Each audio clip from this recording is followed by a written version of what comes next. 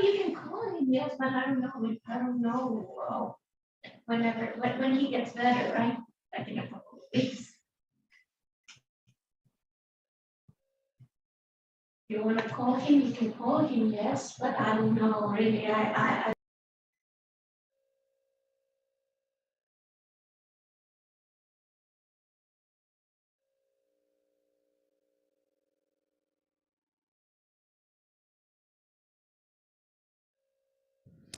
Hey everyone, online. I'm trying to work through a little bit of a technical problem, so just bear with me for a second, please.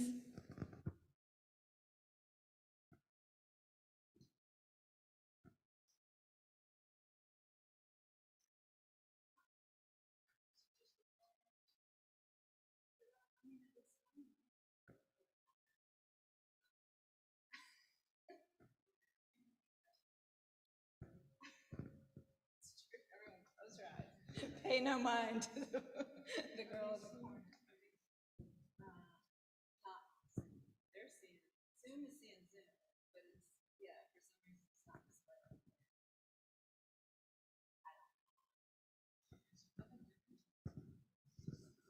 Well, this has happened before, so I have two monitors at home. Here, I'll talk into this so y'all can hear me. So I have two monitors at home, and so even though I don't have two here, I think the system still thinks I do. And so I have to tell it which one to show up there. And I'm not that savvy, so I just have to figure it out. Yeah. Thanks for that vote of confidence, Lisa. There you go. Oh, okay. So, let's see. Yeah, Brian, you can go ahead and zoom in on Steep. I'm going to spotlight her for everyone, and we'll go ahead and get started. Hope everyone's doing well. This is Discovering Buddhism, module number 5, Death and Rebirth. One of my favorite modules, and then Karma's going to follow this one. We won't start that until November, though, so Discovering Buddhism will be on a break September and October. And that's because of some previously made plans that some of which are no longer happening, but we're still going to stick with this schedule. But Death and Rebirth should be quite interesting. I think Robbie in his last module said it's such an important module as well. So hang on one sec.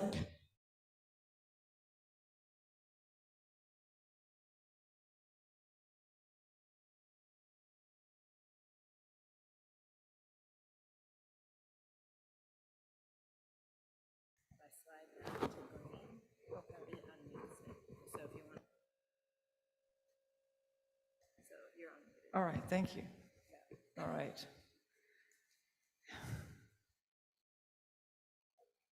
Oh, me? Okay, so is this, okay, everybody can hear me? All right, well, welcome everybody. My nickname here at the center is Steep. That's a nickname Geshe-la gave me. My other name is Stephanie, Steffi, whatever. I will answer to all of it. And I'll tell you later how I got that nickname. So thank you and welcome. And how many people have we got? Welcome on Zoom and YouTube. So yeah, this is a very important module, Death and Rebirth. It's one of my favorite modules. It's actually going to be fun, believe it or not. We will make it fun. I'm not sure if it's the topic or the summer, why we have such a skimpy crowd. This is like the fewest people I've ever seen in DB, but good on us. So is anybody in Zoom land here for the first time, or YouTube, if they could? I guess YouTube can't tell you, but if anybody can let Linda know if it's their first time, just raising your hand. Or anybody here in the room for the first time? No, okay. No, okay. So everybody knows what Discovering Buddhism is. Okay, well, welcome. So Discovering Buddhism, I'll switch to that track. So you can kind of come in any module and you'll still benefit. the people who've been in the Discovering Buddhism class, the one before this was what, the spiritual teacher? Spiritual teacher, okay. So actually, what I love about Buddhism is it's kind of like an accordion file. You know, you can have it just in a couple of things, or you can open it up and there's all kinds of information you could do a deep dive into. And eventually, you're the one who kind of figures out where do you need to spend more time in that accordion file. And same thing for this topic. You know, we're only going to kind of dabble in it for this DB class, but very rich material, which I'm really looking forward to talking about. So we always start by setting our intention. So why do we do that? Well, I'm sure you all have heard about like Olympiads who spend time meditating and visualizing their, say, Olympic dive. I know this diver, when I was younger, Greg Louganis, he used to spend a lot of time just visualizing the perfect dive before he got up there. And brain scientists have said, you know, that actually is as effective as a workout, maybe more so. So, you know, our minds respond to this, our bodies respond to this. So setting our intention is like that. It's like we're an Olympiad getting ready for a dive and we're visualizing it first. So the first thing to do is think about, you know, why you're here. Why did you come here tonight? And just close your eyes to try to kind of focus on that for a minute.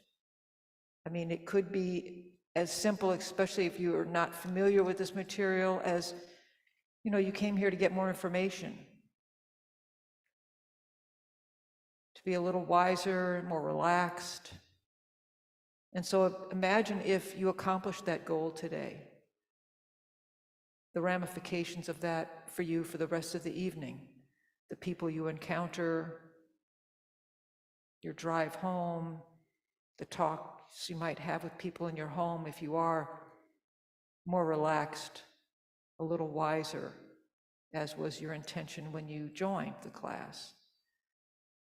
Or maybe your goal was to be more confident about this topic of death and dying. And imagine if you accomplish that intention today and through the rest of the class, how it will impact your life, those around you, the people in your life who are facing the same thing that we're all facing.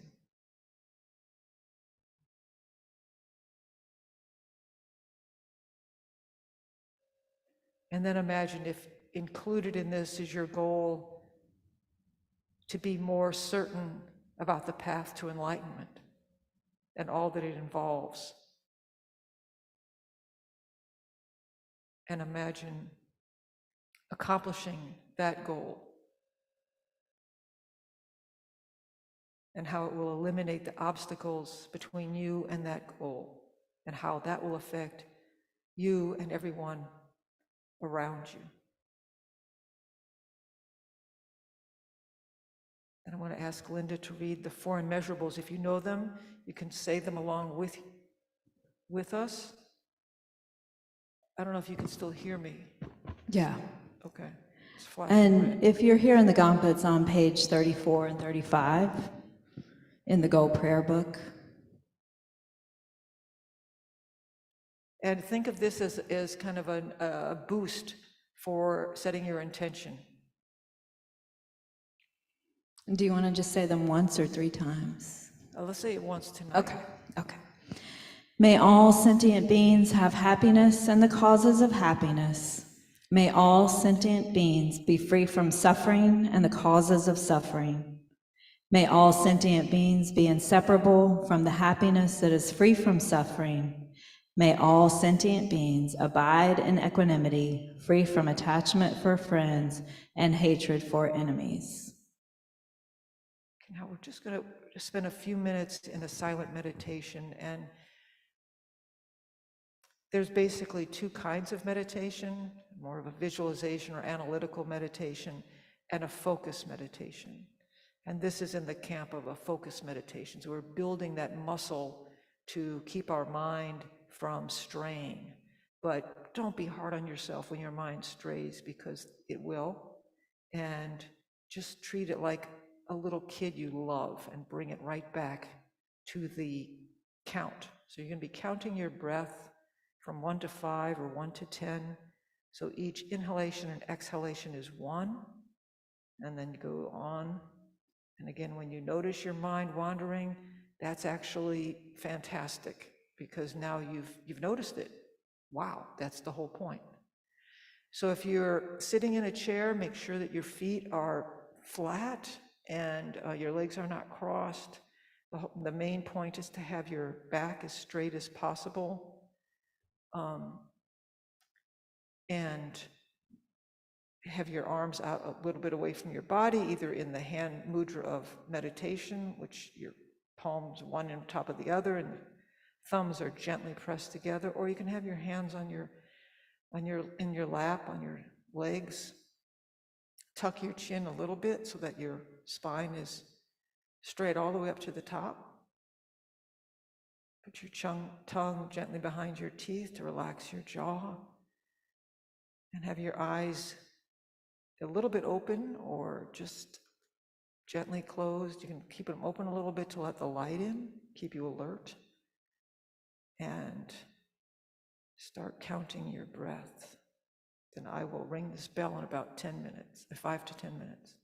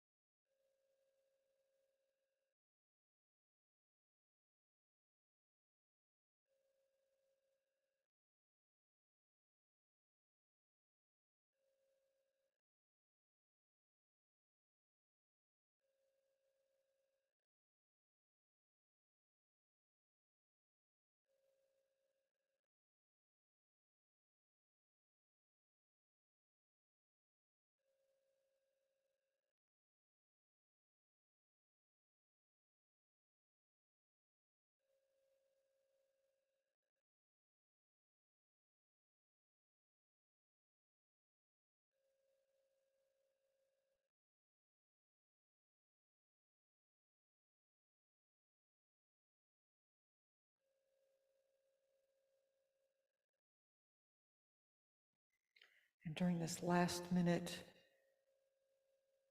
with each exhale, try to just shed the tension from the day, any discomfort or fatigue or worry with each exhale.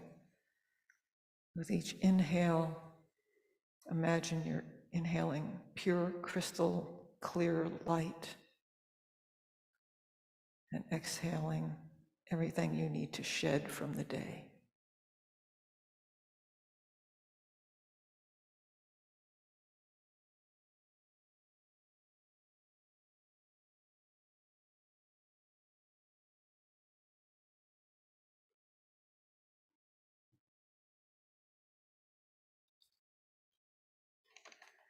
And then open your eyes.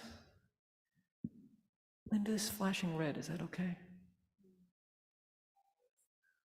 Okay, the batteries are dying, just as a little demonstration, all things die.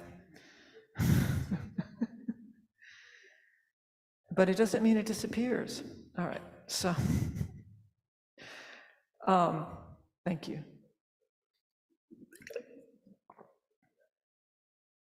Oh, yeah. Okay.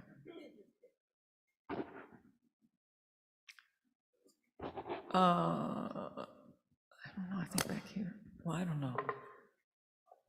There we go, you figured it out.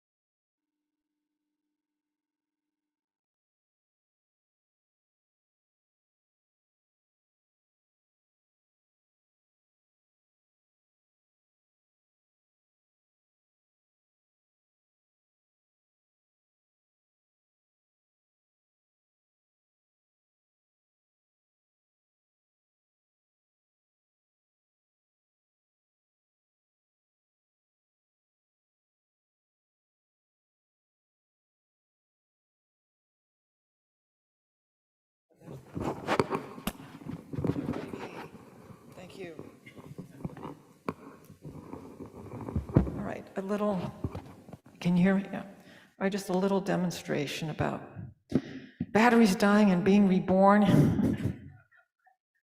Unbelievable. Okay. So something I always like to say before each Discovering Buddhism class is something I heard from a teacher long ago, which is that everything that we learn in Buddhism is meant to empower us. So if something we're learning kind of frightens us, it means we're not really looking at it correctly. We haven't taken it to that place where it can empower us. That's the entire point of everything. And even when there's certain things that sound a little frightening in Buddhism, it's meant to be used by the practitioner like cold water on your face. Just like, if you had a DWI, you would be sent to a class where you would watch this videotape that would scare the hell out of you. So it's the same thing like that. You're the one who decides, what do I need to use at which point? Do I need to use something that's going to kind of wake me up? Do I need to use something that's going to calm me down? Because the whole point is your mind is like a stream of conscious stream. And if the water is as calm as possible, it will benefit you and everyone around it. And so what can you do? What can you put into that river that you are to be as powerful as possible? So again, everything is meant to empower you. So I'm going to leave my email address up here later so that if you have some questions or something is really bothering you, you can reach out to me, or I can put you in touch with somebody who knows a lot more than me. Because sometimes this topic, we all have different experiences around this topic, and we're not really good in this culture about talking about it. It's like the elephant in the room. So let's talk about the goals then. What are some of your goals for even coming to a class like this? And anybody online too? Yes, if you are on Zoom or on YouTube, you can simply either, if you're on Zoom, you can raise your hand or get my attention, or you can put it in the chat. If you are on YouTube, you can put it in the chat. If you're here, you can just say it, and then I'll say it in the mic so everybody can hear. Or we can bring a mic around. Yeah, I'll just, unless it's really complicated. So what are your goals for studying this, thinking about this? Understanding. I'm going to write some of these down, actually, that'll help. Okay, to have a better understanding about Buddhist, the Buddhist,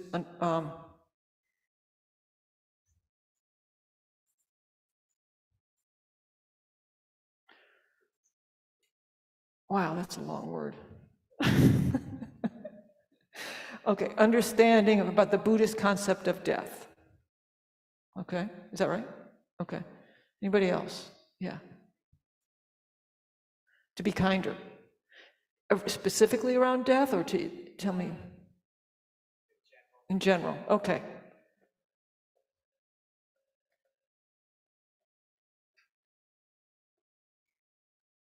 Okay. Anybody else? Yeah. Yeah. Comfortable and confident around this topic. Not just this topic, this event. Comfortable and confident, yeah. Again, we're encouraged to avoid it. And then even when you confront it, there's not a whole lot of information out there. Anybody else? Yeah. I would like, because Buddhists, I think, have a different perspective than a lot of the society in our country, like how to best have a conversation with non-Buddhists and not be, like put them on the defensive or be too, weird or too far out there. Like when it comes up, or you mean like you would bring it up? Either way. I mean, I think most of you know my son died. He was 20 years old, like 2 years ago, almost. And so, it comes up a lot in my life. And, most people's reaction is like kind of horrific. And I don't know, because of my practice, it's just, I view it differently, I think. So it's how to have this conversation without making it comfortable, actually. Okay. Yeah. Right, okay. All right. Yeah.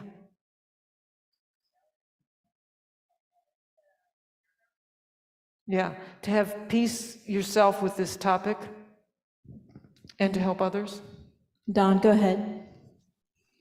Yeah, along that line, just to be better prepared for death, the inevitability of it, and just to bring it more to the forefront in the way that I'm currently living. Yeah, I hear you. Be better prepared and have a better outlook. Was that what you said? Than currently? Yes, to bring it more to the forefront in the way that I'm currently living. Just to be prepared for it in a good way. Okay, that's exactly what we're going to be talking about. All these things. Mm-hmm. And we have a couple on YouTube to obtain, I think it's nirvana, and then also kinder to others. Okay. All right, now I want you to think about, so you might know your personal goal, might be one of these or more. I want you to think about, for you don't have to share it, or you can, but you don't have to. What is in the way of accomplishing that? What personally and culturally or whatever is in the way of you accomplishing the goal that you have?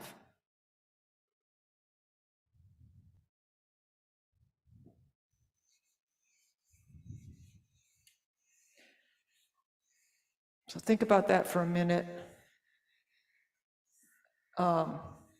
it's always good to know the obstacles. So for me, an obstacle is, I mean, I guess it's in the ballpark of fear. It's also the unknown. So even though I totally believe that I've died a gazillion times, I don't remember it. I don't get to watch some trailer, you know, of like, this is what's going to be like. I mean, kind of, but not specific to me. I really don't know. Even if I've done this a gazillion times, this will be a different time. And so that sometimes messes me up a little bit, that thought. But there's a big antidote to that, which I'll get to in a minute. But it's still good to know personally what gets in your way so that you can devote more time to that. I know another thing that gets in some people's way when I've taught this class before is their beliefs about what happens next. So not everyone believes in reincarnation. Then that's a whole different ballgame. If you think that this your consciousness ends with this life, then I need to know that because it's a whole, it's a whole different conversation then. Well, we'll talk about that in a minute. We have a couple on Zoom. Misconceptions is an obstacle, as well as lack of current knowledge. Current knowledge being misconceptions, lack of information. Is that what is it? Lack of knowledge currently. Okay, kind of maybe along what I'm saying, but yeah, lack of knowledge. And actually, this is where Buddhism is like, really does a bang up job in this topic, because this is how I found Buddhism, is because I had some pretty harrowing experiences as a younger person, and I did not want to die a violent death. I felt like, I do not want to die with all that fear, and this used to plague me. And in my 30s, I remember kind of having some experiences around that. And so the next day I went to the library. I was like, I got to find something. And I didn't grow up with any religion really. So my mother was like a burnt out Catholic. So she was like, I'm not telling this kid anything. So that was fine. Except when you grow up in New Orleans, everybody is very into their team. And if you're not, then you're crap. So anyway, so there I was walking through the library like, okay, I'm in the religious section. There's got to be a book here about death. And I saw the Tibetan Book of Living and Dying by Sogo Rinpoche. So I thought, okay, well, that'll have something. And oh my goodness, it was like 300 and something pages all about death. I couldn't believe there was this whole practice that was focusing on death, and this whole religion that felt like that moment of death is like a launching pad. And it can be an amazing launching pad, and you have something to do about that. It's entirely in your hands. And the other thing, I remember before I went to the library, let me just preface it by saying, I had read the autobiography of Gandhi. And the thing that impressed me so much about Gandhi's life was he had made this commitment that he wanted to die with the Hindu word for God on his lips at the moment that he died. He was murdered, and he was able to do that. And I thought, oh my God, he died a violent death. He was still able to do that. That didn't just come and randomly fall on him. That's the result of a practice that he engaged in. And in Buddhism, what's central to Buddhism so much is this whole idea of things arise dependent on causes and conditions. So this is how we are so powerful, because we're the ones that can create and contribute to those causes and conditions, even when we can't necessarily control the external circumstances, like in Gandhi's case, somebody assassinating him, somebody killing him. He couldn't control that, but he could control his practice and how he was going to die. So that blew my mind. And that's why then the next day I went to the library, like looking for something that would help me with a practice, and I found it. So anything else, any other obstacles that you want to name? On YouTube, there's clinging and suffering. Okay, I like the word clinging, because attachment, there's really some positive things to attachment. But what the negative thing is that we're talking about is clinging. Clinging, what's the other thing? Suffering. Yes. The suffering of death. And We'll definitely talk about all these things, because the hope is that through this class, we'll be talking about ways to reduce these obstacles and any others that you have. And then it'll be up to you to keep working those so that you can reduce them as much as possible. And, the thing is, personally, I just feel like I'll always have some of the things, but I'll know what to apply. The whole point is to have a really big toolkit. So when things arise, okay, now I can apply this antidote. And to be kind to myself that these things arise. There's something called spiritual bypass. I don't know how many people are familiar with that term, but it's, using any spiritual practice to bypass our difficult, challenging emotions. I know I was guilty of that. And instead, what I remembered when I was realizing that's what I was doing is, on the Tankas, you see Buddha sitting on a lotus, and the lotus comes out of the mud and muck of the swamp. That's actually the very compost for enlightenment and for a change. And so we don't want to bypass it. We want to be able to understand it, and yours is going to be different than mine. And so then I know what antidotes to apply so that I can, not just be mired in that, but actually progress. So that's a lot of what this class is about. So you're in the right place. Yeah, and there's tons of books to read about, and we'll talk about that in a minute.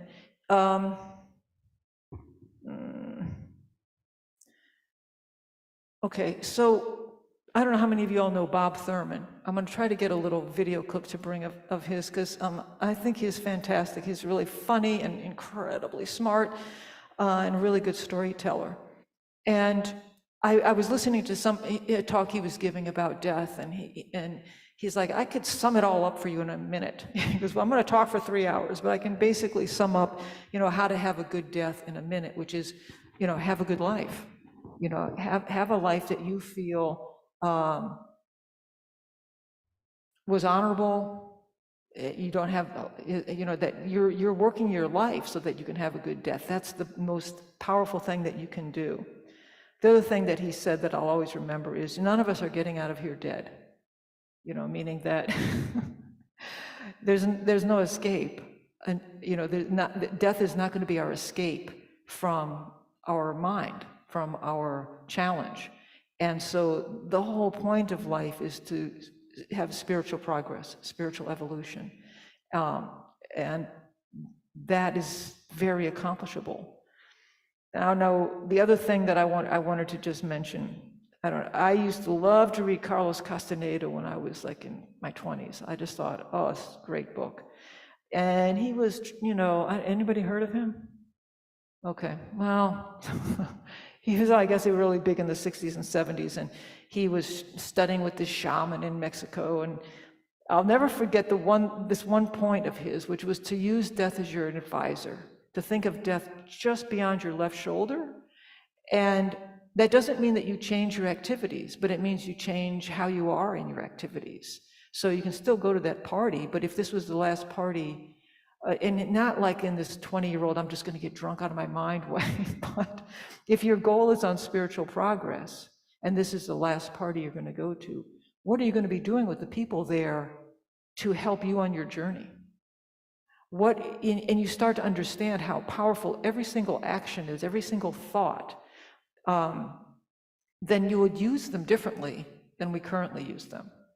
So this is a much bigger topic we'll get into. But just to keep these things in mind, and this is half of what we're doing in Buddhism, is just reminding ourselves over and over again that the actions of our body, speech, and mind are incredibly powerful. The merit that we can create just in a minute is enormous. And if that sounds strange to you, hopefully by the end of this, that will be a little bit clearer. But that's why maybe karma should have come first before death and rebirth. But they're all mixed in. So the power of your actions is creating like gold in this river. So speaking of a river, that still doesn't work, right? Oh, it does? Okay. So let's go to the let's go to the picture of the river. So we're gonna bring up this PowerPoint. I love to use the analogy of a river for lots of different reasons.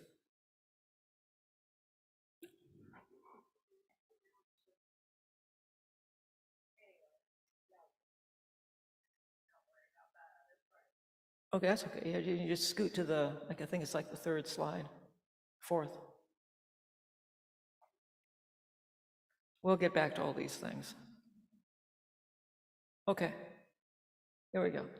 All right, so part of I remember I had to take this test here, and one of the questions was, how would you explain, if you were writing a newspaper article to explain the concept of the validity, I guess, of reincarnation and that consciousness continues, how would you do it?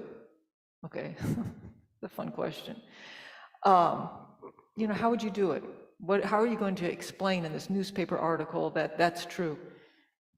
So what I came up with was, you know, I lived in New York for a little while. I think this is New York. Say you're looking between buildings and all you can see is that piece of the river.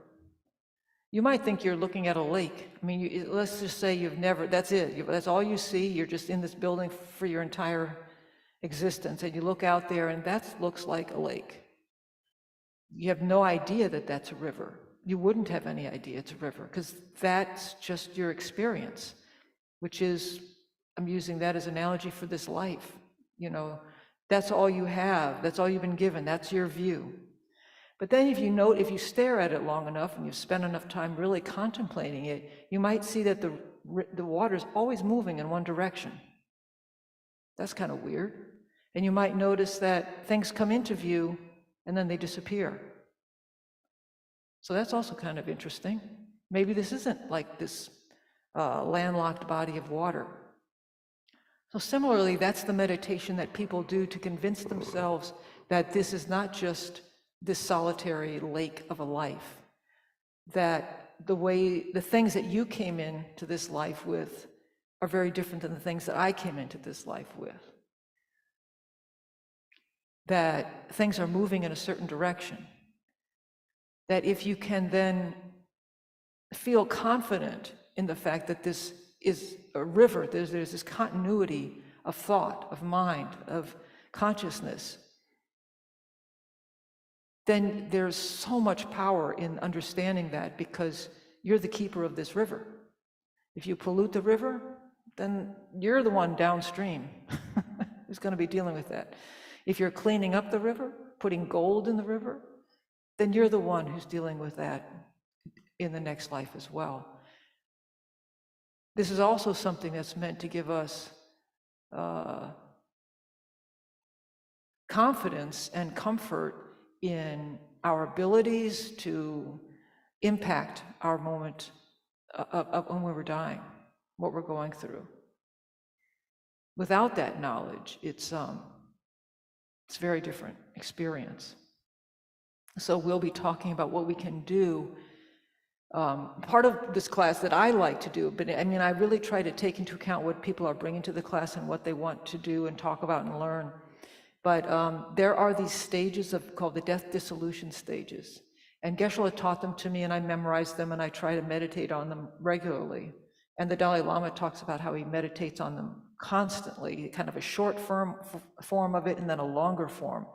And I do this practice, but then I remember asking this one teacher, like, is this to reduce my fear? And he said, it's to make you familiar so that when you're going through the process of dying, you'll know it. You'll be aware that this is this stage now. This is this stage now. And that's the chance you have then to use the very last moments of death as this launching pad of consciousness and where your consciousness is now going to go. So we'll be talking about that, and if everybody wants to, we'll certainly be meditating on those stages so that you can take that with you and continue it. I find it super helpful. All right. So I want to do a brief meditation, not a quick meditation, but a short meditation on the continuity of mind. So, our minds have never stopped since forever, but certainly even in this awareness right now, we may not remember everything. I had this weird dream last night. I don't know what was before that weird dream except a stomach ache, but I don't really remember every single moment last night, but I'm pretty sure that was also this mind. I don't remember things before 3, but I'm pretty sure that was also me. So there's different levels of awareness, let's just put it that way. So get into a comfortable position and bring all your awareness to your breath.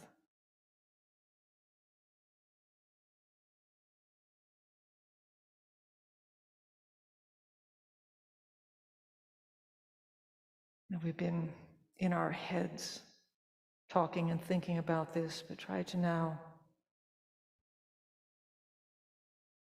kind of exhale and feel your body, your breathing.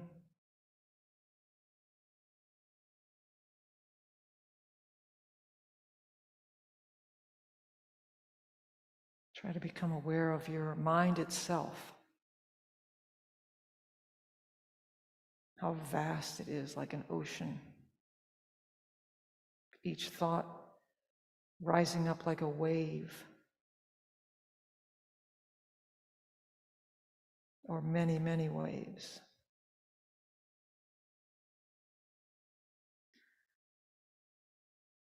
I want you to bring your awareness to an idea that you've had. It could be as simple as something you're going to change in your home, or it could be something more complicated like a political belief, idea, spiritual belief or idea. And now you're going to trace it backwards in time. So first take a look at it now, this idea, this thought, in the present time, in the present moment, the different parts of it, the different aspects to it in this moment in time, contributing factors. Even when you think about it and focus on it, how do you feel in your body? What comes up physically, emotionally?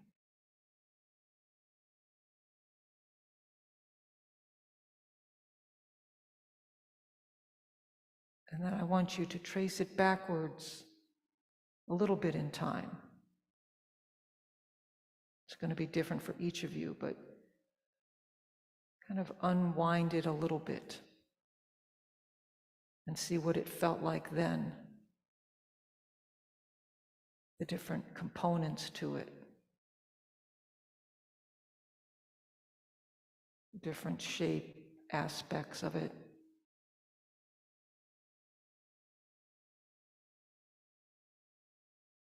And then keep going as far back as you'd like with it, slowly stopping to look and see what was contributing to it, its change at that point in time, how it felt, other people who were involved, how it landed on you, how it affected your life.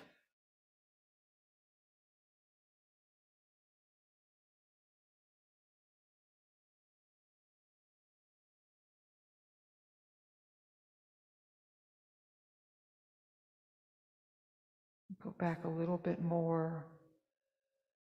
See how far back you can go with this. Even if it's changed into something entirely different, that's fine. Keep following it.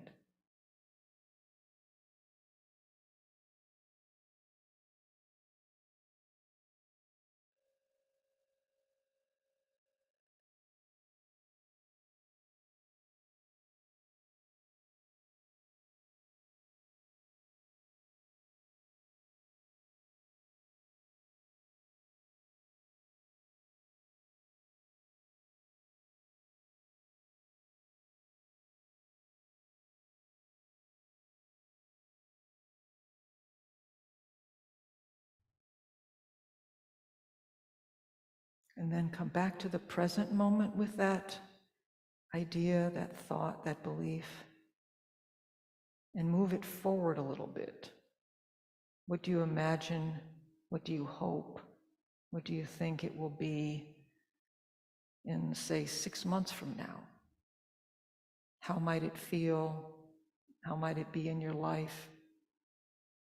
What might it have changed into, shape-shifted, become?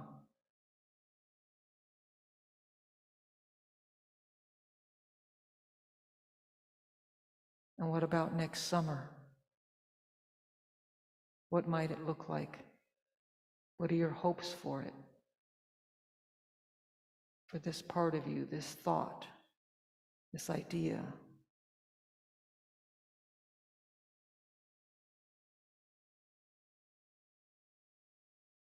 And keep going forward a little bit at a time, as far as you can.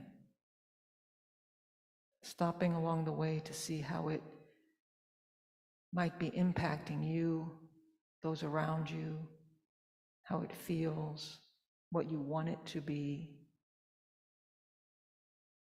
how it might have shifted into something entirely different, but still has a ripple effect.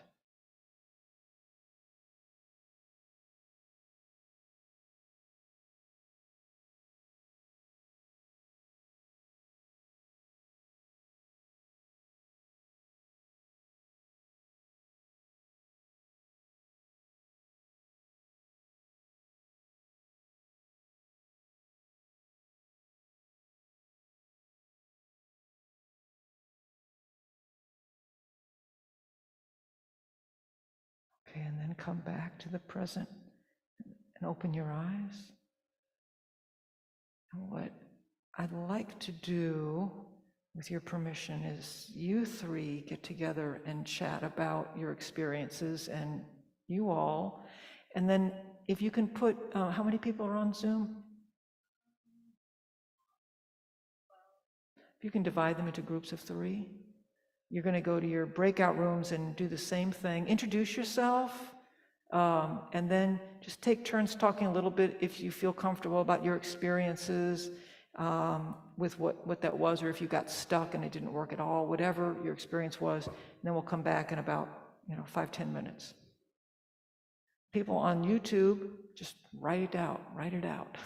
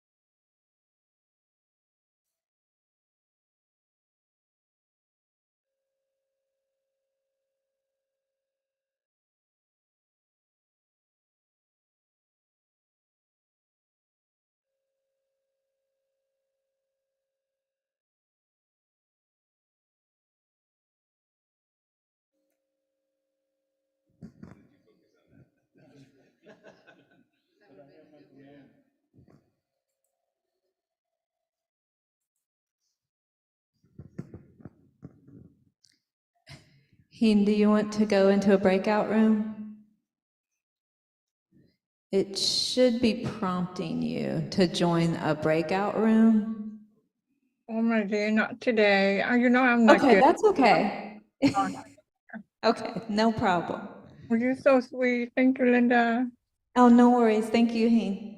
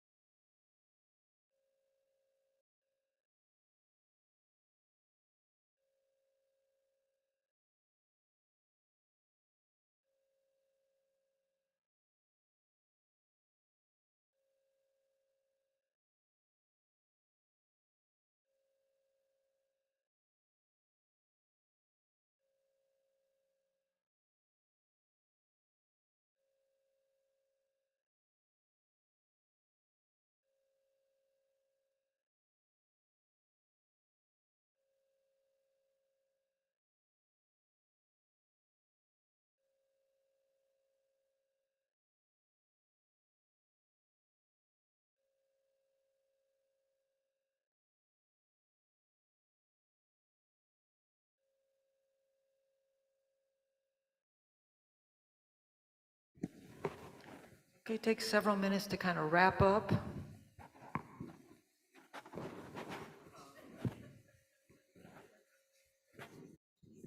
Take several minutes to kind of wrap up.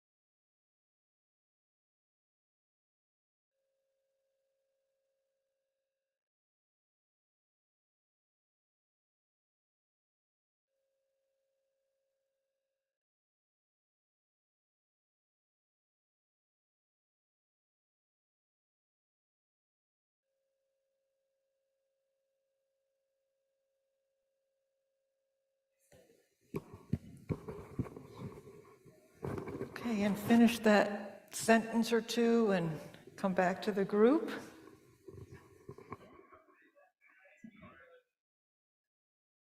Some very, at least here are some very interesting conversations.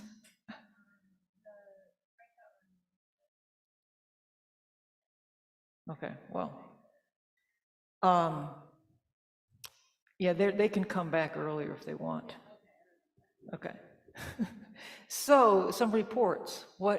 Anything interesting that you want to share with everybody, because we'll all benefit from it. Well, was that hard exercise to do, or did you find yourself zooming along? Yeah.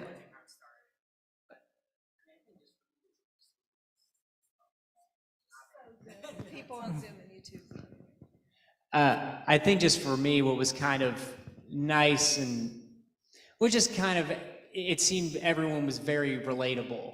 On like, oh, you know, things that because I think the number one thing for me is like, it's like logically, I believe in reincarnation. I think it's the lack of like emotional faith. You know, I haven't like gotten there, like Yeah. emotionally just be like, oh, I'm just fully comfortable in it.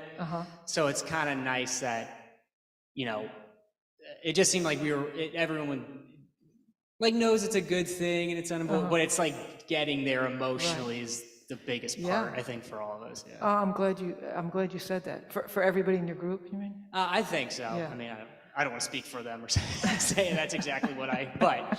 Okay. All right.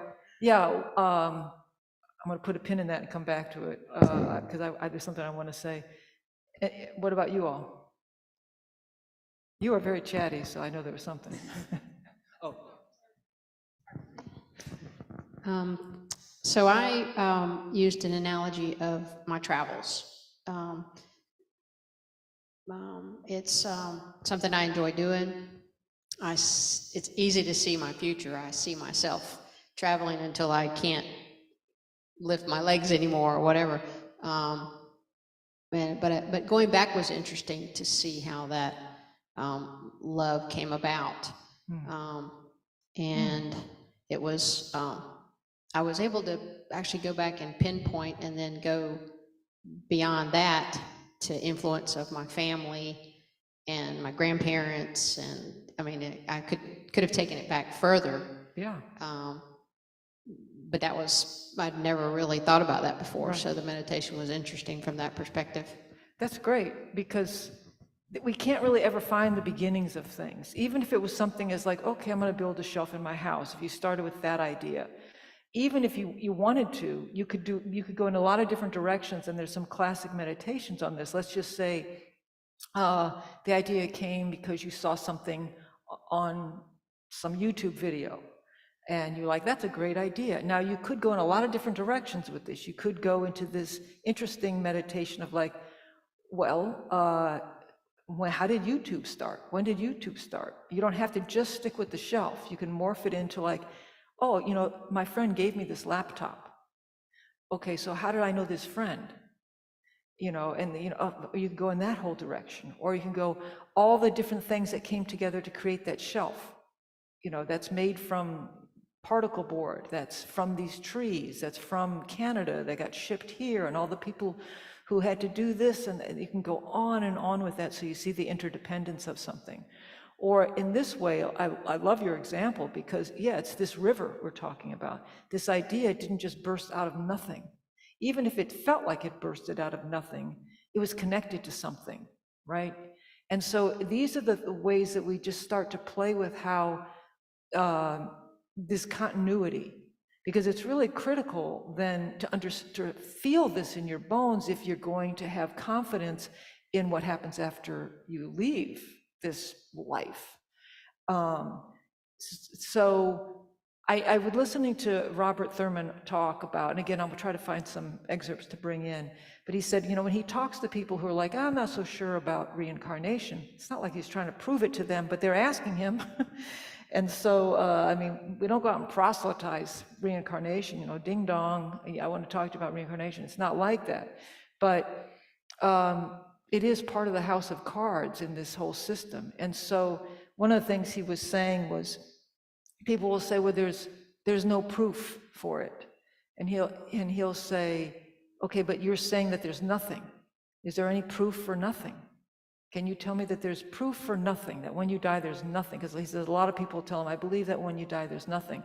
He said, can you prove that to me? There's actually more evidence for reincarnation or for something after death than there is for nothing. And so now, there's all these children that actually scientists, not just Buddhists, have studied, who come in with these very crystal clear memories, right? That their families don't believe them. Their families are horrified. These are maybe like some very fundamentalist people in a very rural area hearing this child talk about, their life as this other person, another race, another country, and the parents are not happy. So anyway, there's some really interesting data that's been collected about that. So it just starts to like break down our wall, if we have a wall about it. And one of the things for homework then is to, throughout the week, just notice an idea that you're playing with. Like sometimes I'm walking around the house doing stuff and I'm like, why am I thinking about this? How did this thing pop into my head? And I can trace it back to like some weird little tangle through something I heard on the radio that made me think about that person I knew in college, and wait a minute, did I ever pass that class? Just a weird little route, right? So try to catch yourself in one of those moments to see if you can trace it back like that. Just get in the habit of doing that to just to see. And Venerable Rabina, who's going to be here tomorrow, and if you have a chance, I really encourage you to come and listen to her, or to get online and listen to her. I remember when she was leading a class on death and dying, and she talked about how we are so surprised in this culture that we're going to die. She said, you know, if I was driving to New York City, I shouldn't be surprised when actually the buildings come into view. You know, I set out, I'm driving there. It shouldn't be like, oh my God, there's the buildings. I just didn't expect this. And that's exactly our life. You know, we are on this trajectory. And so we, instead of hiding the buildings that are showing us that this is what's coming, what if we recognize that, embraced it? But also, what would make that easier if we had knowledge and faith that we were contributing to something beyond that, to what was next. What's the next city? What's the next, where are we going next?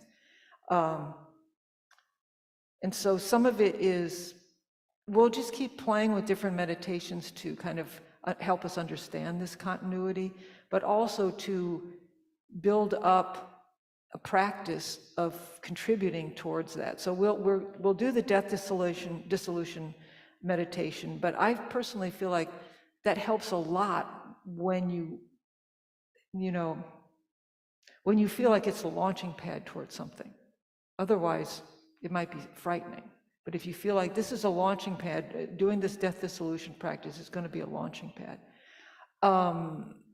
Another good just meditation to do, and when I say meditation, you know what the word meditation means, to familiarize yourself with something. So you don't have to be sitting on a cushion. You'd be standing in the grocery store and thinking about all the things that came together to create this. It's all created by causes and conditions and pieces and parts, and they're also going to shift. So like when I'm up at that Whole Foods, I remember when it was a grocery store, and then it was Wellspring. And then it was Whole Foods before Amazon bought Whole Foods. I mean, I can just kind of play with this whole continuity of things. It's just an interesting thing to do so that you can see things as always fluid and changing and moving and migrating and shifting and blah, blah, blah, and that nothing is actually static. And if we can then be more accepting of that, we can contribute to where we want that to go. So one last thing. Oh, did anybody have any comments on YouTube that I'm supposed to? Did anyone on Zoom want to unmute and share about your discussion? Briefly. Any takers? Doesn't look like. Okay. Okay. So I want to read something from, this is a really good book to read called The Joy of Living and Dying in Peace by the Dalai Lama. That's the one that Geshe is using on Sundays. Although Fantastic. we haven't gotten very far. Okay. Well, spoiler alert. Page 3. Okay. We're working on it. Spoiler alert, I'm on page 128. I just liked this one quote that I want to dive into a little bit. Saying that this is just a different way to look at suffering, because suffering was one of the things we had on the board as an obstacle. So there's no suffering that you have not encountered if you're thinking about reincarnation. So there's no suffering you have not encountered due to the forces of our disturbing emotions.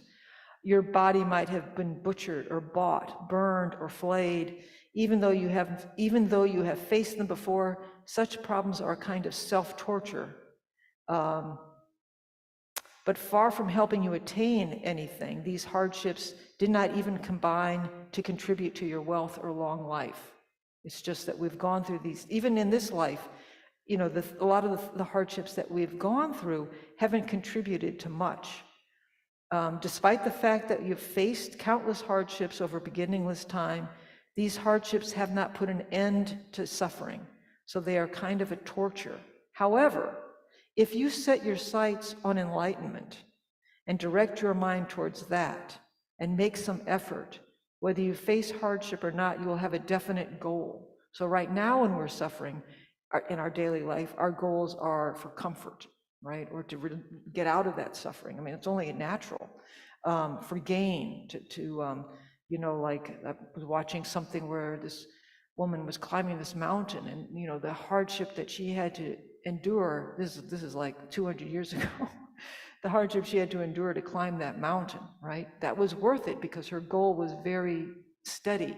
So that's what he's saying. If our goal, if we see that goal and really feel that that goal is achievable, then the hardships are all contributing towards that and are tolerable. And the more you practice, the more realizations you will gain.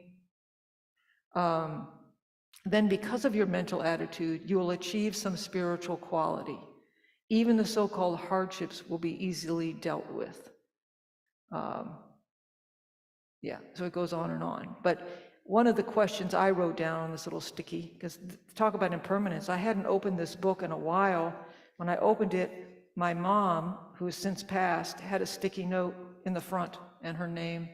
And yeah, it brought a tear to my eye, and she was writing what sentient means, having the power and perception of the senses, the conscious mind, having the faculty of sensation and perception. So, and then my sticky note here was, if these are our goals right now in our daily life to avoid suffering, and you know, we do different things to get away from pain, what would our daily work look like if our goals changed?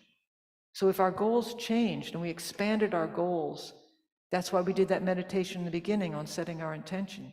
So if our intention was different, it wouldn't mean that we would bypass the problems in our lives, but how do we incorporate those so that we could use them towards this ultimate goal that we have? Yeah, I'm sure you can make lots of analogies in your daily life. You know, what would your day look like if it's a hard practice, because you have to call it to mind over and over again, because this samsaric prison we live in is so beautiful at times. It's just so seductive and gorgeous. And, you know, if I was living in a prison cell, I would not have to generate the desire to get out. I would wake up, I would inhale it, I would be every minute. And I mean, I know people, I used to work in the women's prison, and I have family members who are incarcerated. You do not need to generate that desire to get out. But we do, because this prison cell can be so beautiful and we can make it so nice. We're just kind of shifting our prison cell, like, now I want my prison cell to be over there. So we have to do this, we have to make this effort to generate that desire and then incorporate it as we face different obstacles in our lives and different hardships. So that's why we practice. And we're going to wind this up today and then come back next week and do some more meditating and thinking about it. So take notes throughout the week. Again, your homework is to try to trace the river of things, thoughts, ideas, places. We'll do some more meditating on that. But the more we kind of get the flow and the feel for impermanence and our power. So I remember one last thing. So for those of you who don't know, like Geshe lived in my house for like 9 years when he first came to this country. So I got all these kind of up close teachings that are funny sometimes. I don't know why I just brought that up. See, I can't trace that back now. What was I talking about? I don't know. Homework, thank you. Yeah, homework. Yeah, there was something else. Oh no, I can tell you that though while I try to remember the other thing. So yeah, so Geshe, you know, they don't have the sound PF in Tibetan. So when he was in my house, I'd hear him, I thought he was calling me Steve, and I kept saying, my name's not Steve. I mean, nothing wrong with Steve, but my name's not Steve. He goes, I know. And then he'd say again, Steve. I'd say, yeah, my name's not Steve. And he goes, I know. Then finally I was like, well, what are you calling me then? He goes, steep, like a steep hill. You're going straight up. And I said, okay, just so you know, because I was teaching him English, steep also means straight down. But I will take that name as a reminder of the direction, the choice is mine. So that actually probably is part of your homework, to look at what choices you have in that. It's a, you know, it's a daily practice. All right, so let's dedicate the merit we've created today. So understanding that all of our actions of body, speech, and mind have create results. They're like seeds that we have just planted in our mind stream. It's our mind stream. It's our river that we are the keepers of. And the actions, the thoughts, body, speech, and mind go into that river. So now when we dedicate, we can dedicate it anywhere we want. I would highly recommend dedicating it towards this goal of complete enlightenment for the sake of yourself and all other beings. The effort it took you to get here, for those of you who are in person, or to attend and listen and watch and participate, to share your ideas with others, to keep an open mind, to consider things and meditate on things, all of that is huge.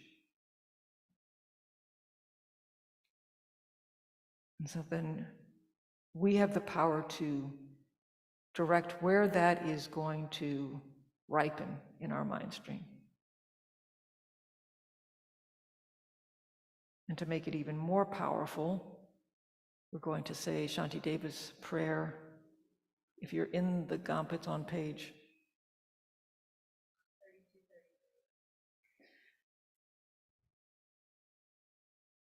Or it's up on the screen. Okay, thanks. May all beings everywhere, plagued by sufferings of body and mind, obtain an ocean of happiness and joy by virtue of my merits. May no living creature suffer, commit evil, or ever fall ill. May no one be afraid or belittled with a mind weighed down by depression. May the blind see forms and the deaf hear sounds. May those whose bodies are worn with toil be restored on finding repose. May the naked find clothing, the hungry find food. May the thirsty find water and delicious drinks. May the poor find wealth, those weak with sorrow find joy. May the forlorn find hope, constant happiness, and prosperity. May there be timely rains and bountiful harvest. May all medicines be effective and wholesome prayers bear fruit. May all who are sick and ill quickly be freed from their ailments. Whatever diseases there are in the world, may these never occur again. May the frightened cease to be afraid, and those bound be freed. May the powerless find power, and may people think of benefiting each other. For as long as space remains, for as long as sentient beings remain, until then may I too remain to dispel the miseries of the world. Thank you, everyone. Take good care. Have a good week. So I typically with the first and second class or so, I'll stay on and explain how to access the course materials. So if you do want to stay on, just stay on Zoom and YouTube. If you want to stay on YouTube, that's fine too. I'll keep it going. If you're in person and you're ready to duck out, feel free. Otherwise, you can come look at my computer. Thank you so much, Steve. We'll see you next week. Thank you. Bye, Linda. Nice. Bye. Thank you. Bye-bye.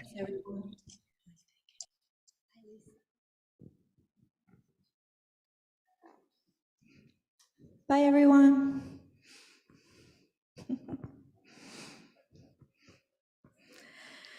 Hey, Carmen. How are you? Do you guys need to, I'm not hearing you, Carmen. Oh, maybe it's just not loud enough. I'm fine, thank you. Fine. Oh, now I can hear you, okay. Do you guys need to see how to go through to find course materials or anything? Okay, Elizabeth does, okay. All right, I'm gonna. Yes. What's that, Carmen? Yes, we said yes too. Okay, We said great. yes.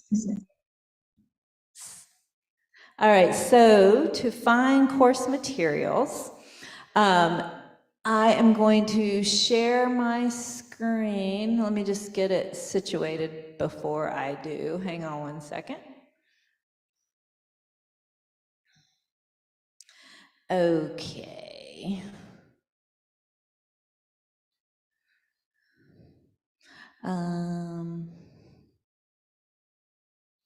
All right, so to get to the course materials, hopefully you registered, which I'm assuming you did if you are on Zoom.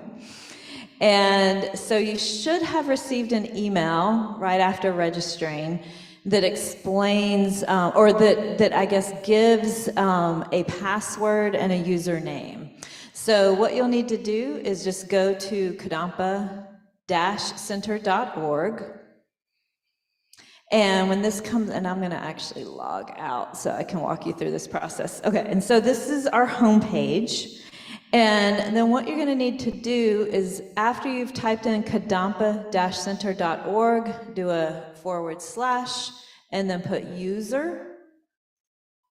And then this screen comes up, and you might need to scroll down just a little bit. And the username that you would have received in your email is db-participant. And then you would type in that password. And let me just make sure I have the right password. Hang on. I would think I could remember this stuff, but no.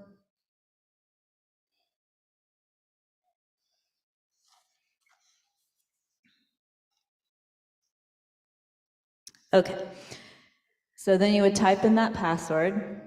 Unfortunately, I'm not going to say it because this is recorded and we want people to register.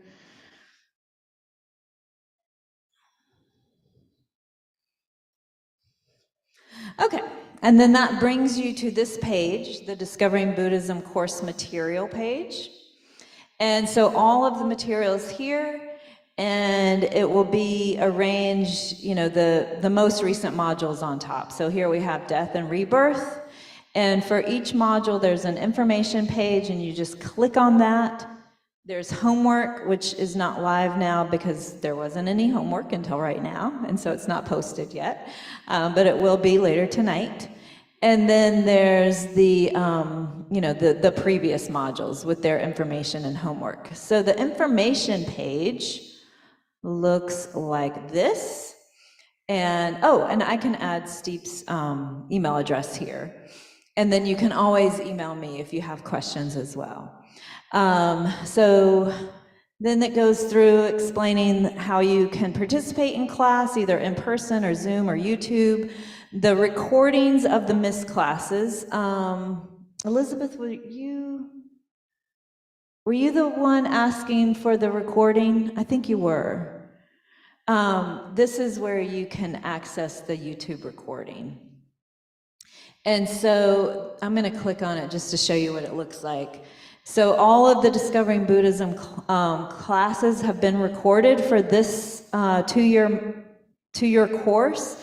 And again, the most recent one will be at the top. Now, tonight's class isn't there yet. I'll have to post that here a little bit later tonight when I get home. But all of the previous classes can be found here. And again, the most recent is at the top of the list. So hopefully that helps. Let's see. Yes, okay, good. All right, let me get out of that. All right, and then the online readings can be found here. So for the Discovering Buddhism course, there is a reading component, and so you can click on the online, and all of those online readings are here. And then it also has a few things listed here that are some other reading that you can do or not do. And then, of course, Steve was mentioning the book that she was using that Geshe was also teaching on Sundays, so that's a great one. And that one was called The Joy of Living and Dying in Peace by His Holiness the Dalai Lama. So that's the online readings. If you want to do the other readings, there's Liberation in the Palm of Your Hand. You can purchase from the FPMT website. Wish Fulfilling Golden Sun is just a PDF that you can access here. And there's just those certain page numbers that are listed here. One thing I forgot to mention in tonight's class is, of course, Kadampa Center's teachings are offered freely, and I'll mention this again next week so that everyone can hear that, but that's how you can give. And then the Discovering Buddhism course is offered by the FPMT, which is the Foundation for the Preservation of Mahayana Tradition. And that is the organization that would issue DB or Discovering Buddhism course certificates. So for each individual module, they will, if you complete everything, and this has to be done through the FPMT, not through Kadampa Center. So if these certificates are something that you want to work towards, read all of this information here, click on also all of these links that will give you additional information, and if you still have questions after that, please don't hesitate to reach out to me. But do read through here first. It's because, again, Kadampa Center does not issue those certificates. You'll need to get those through the FPMT, and you'll have to track everything that they require. And all of that information's on their website.